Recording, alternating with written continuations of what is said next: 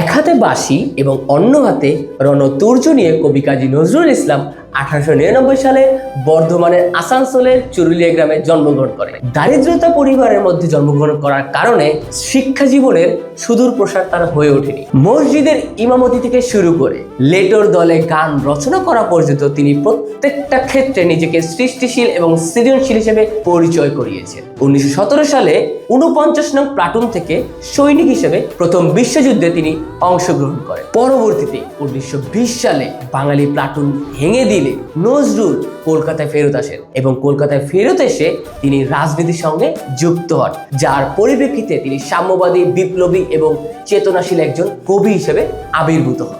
সত্য প্রকাশের দুরন্ত সাহস নিয়ে নজরুল আমৃত্যু সোচ্চার ছিলেন এবং প্রতিবাদ করে গিয়েছেন। এই বিদ্রোহী কবি 1976 সালের 29 আগস্ট ঢাকায় মৃত্যুবরণ করেন।